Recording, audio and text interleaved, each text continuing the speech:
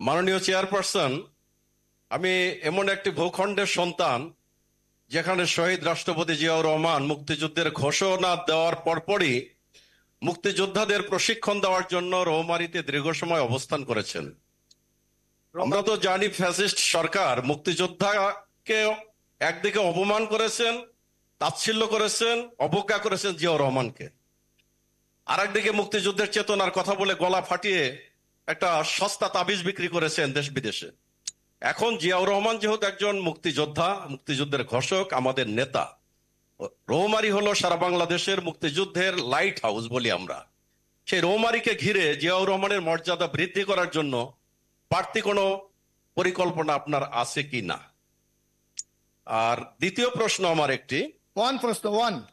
ধন্যবাদ ভাই, একটাই প্রশ্ন। ধন্যবাদ মোকলেশ সাহেব আপনার প্রশ্নের জন্য। দেখুন, মুক্তিযুদ্ধের যে ঐতিহ্য, মুক্তিযুদ্ধের যে গুরুত্ব, গাম্ভীর্যতা, মুক্তিযুদ্ধ এবং মুক্তিযোদ্ধা, এটি হচ্ছে আমাদের এরা হচ্ছে সর্বকালের সর্বশ্রেষ্ঠ সন্তান, এবং মুক্তিযুদ্ধ হচ্ছে এই দেশের, যতদিন এই বাংলাদেশ দুনিয়ার বুকে টিকে থাকবে, সবচেয়ে বড় একটি ঘটনা হচ্ছে বাংলাদেশের মুক্তিযুদ্ধ, বাংলাদেশের জন্য। কাজে স্বাভাবিক এটাকে আমরা যে কোনো মূল্যে, যে কোনো ভাবে সকল মুক্তিযোদ্ধা এবং মুক্তিযুদ্ধ এটিকে আমরা আপহোল্ড করবই। শুধু রৌমারীতে না, রৌমারী সহ এরকম দেশের বিভিন্ন জায়গায় যেখানে মুক্তিযুদ্ধের ঐতিহ্য রয়ে গিয়েছে সেটাকে যতটুকু সম্ভব চেষ্টা করা, একই সাথে প্রতিটি মুক্তিযোদ্ধাকে তাদের স্ব মর্যাদা প্রদান করা, আমাদের এটিই লক্ষ্য। ধন্যবাদ। মাননীয় চেয়ারম্যান, বাংলাদেশের প্রথম বেসামরিক সরকার চালু করেছিলেন শহীদ রাষ্ট্রপতি জিয়াউর রহমানের বৌমারীতে, এমনকি ওখানে করা হয়েছিল ট্যাক্সেশন সিস্টেম, মানে বাংলাদেশের প্রথম ট্যাক্সেশন সিস্টেম ওখানে শুরু হয় যখন অন্য জায়গায় যুদ্ধ ছিল। জনাব শফিকুল ইসলাম বেবু, এই মাইকটা দেন। মাহাদি, এই মাইকটা দিলে হবে।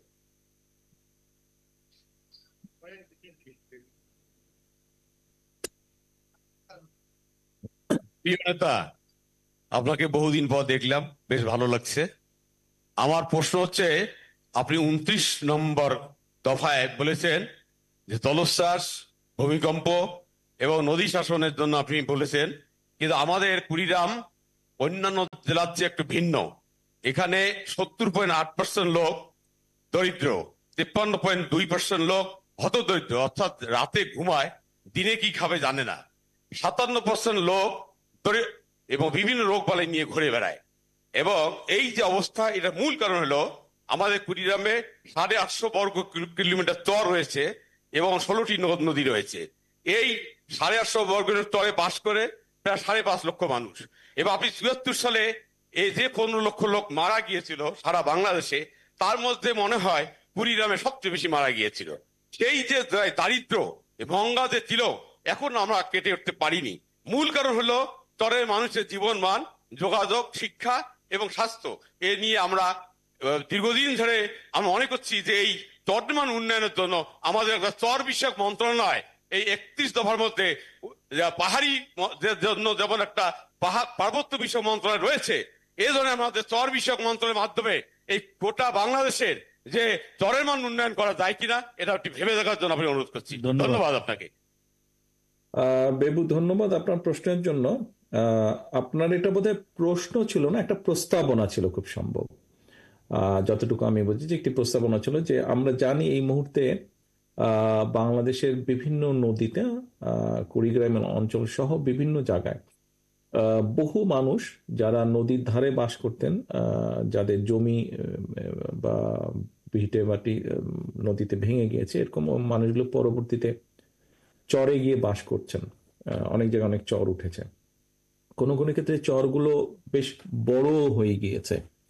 এই চরগুলোকে আমাদের অবশ্যই একটা পরিসংখ্যানের ভিতরে যেমন আনতে হবে, একই সাথে এই চরগুলোতে আমাদের কিছু কিছু বিষয়ের পরিকল্পনা গ্রহণ করতে হবে। চরগুলোতে যে মানুষ রয়েছে তাদের শিক্ষা, তাদের সন্তানদের শিক্ষার ব্যবস্থা, স্বাস্থ্যের ব্যবস্থা, সামগ্রিকভাবে তাদের ক্ষেত্র বিশেষে যাতায়াত ব্যবস্থা, এই সবগুলো বিষয় আমাদেরকে বিবেচনার মধ্যে আনতে হবে।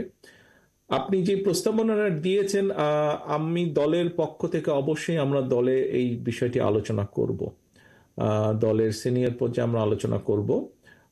যদি কোনো কিছু সেরকম পরিকল্পনা, এমনি তো পরিকল্পনা অবশ্যই আছে, আলাদাভাবে যেটি বলছেন সেটা করা যায় কিনা আমরা অবশ্যই সেটি বিবেচনা করে দেখব। ধন্যবাদ।